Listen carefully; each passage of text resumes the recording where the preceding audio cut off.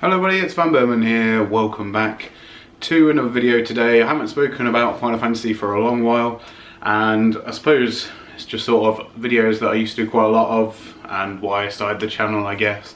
So yeah, I just want to do a bit of a discussion video just to see what you guys think about it from your own experience. So a lot of the stuff is up in the air, although a lot of it has been confirmed by Square Enix themselves in subsequent documentation, that sort of stuff. I mean, a lot of the stuff I'm talking about I have taken off of various, looking at various forum posts, and they have cited a lot of their sources for a lot of this stuff. So, if need be, I can get the articles I looked at. If you guys want to particularly look up a certain point, then obviously do. So, the thing that I want to talk about today, as you probably tell by the title, is Cloud and Tifa being a couple, being an item, so to speak.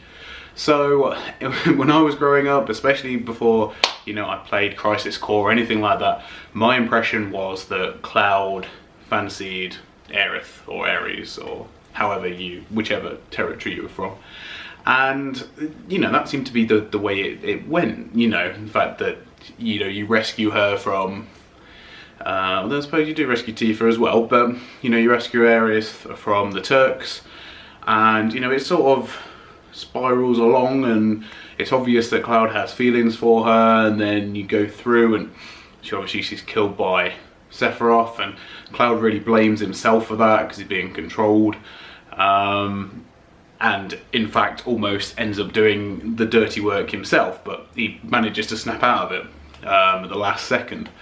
So, and the rest of the game is really Cloud's redemption from that, and realizing exactly how everything is all melded together.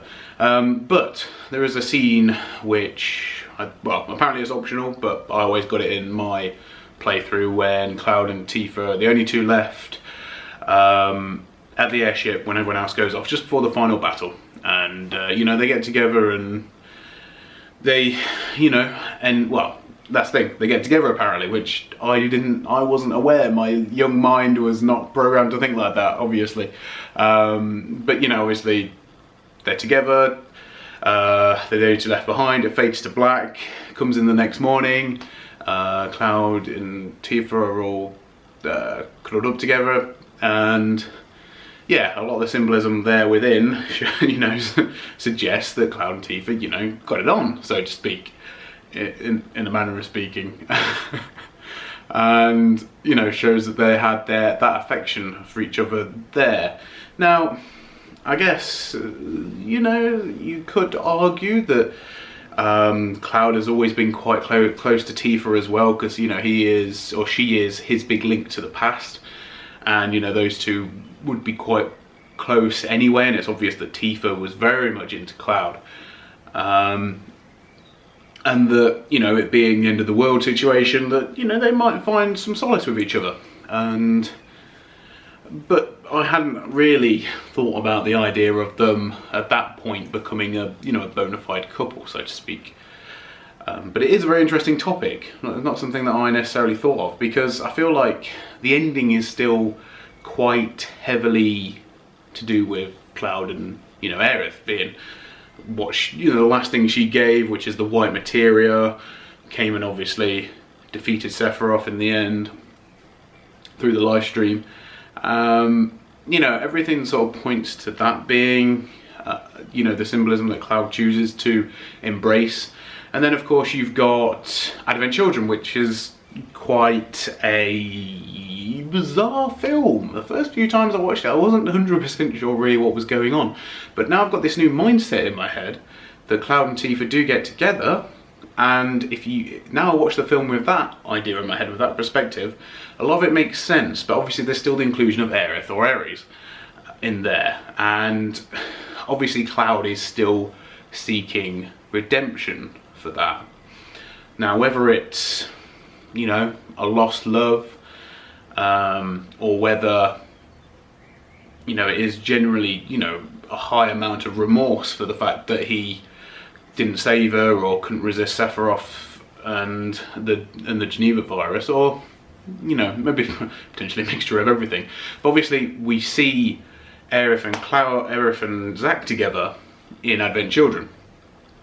Even though obviously everything suggests from Crisis Core that while Zack and Aerith were, you know, into each other, and had Zack survived and gone back, they may well have had a blossoming relationship, but, you know, they were never sort of inseparable or, you know, in love, so to speak.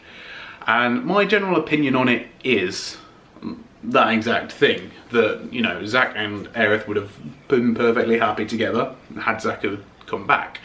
But in the end, it was Cloud that Ares ended up being closest to. And I do genuinely feel as though she had those feelings for him.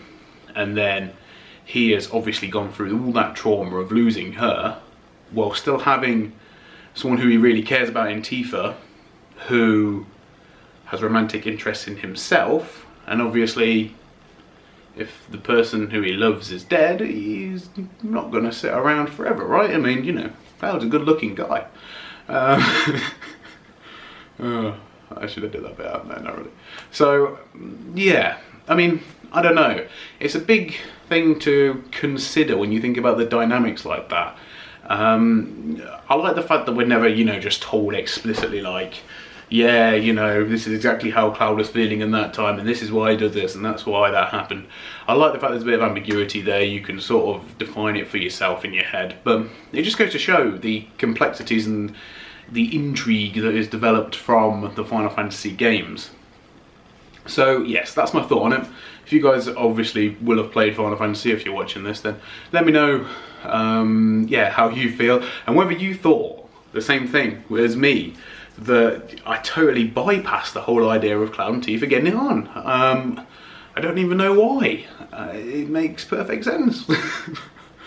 So anyway, still, there you go. Give me a good excuse as well to test out the new vlogging or just normal compact camera. The sound quality may not be brilliant because it has no external mic port.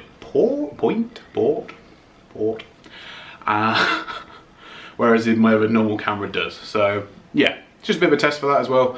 Anyway, thanks for watching, guys. I'll see you all on the next video.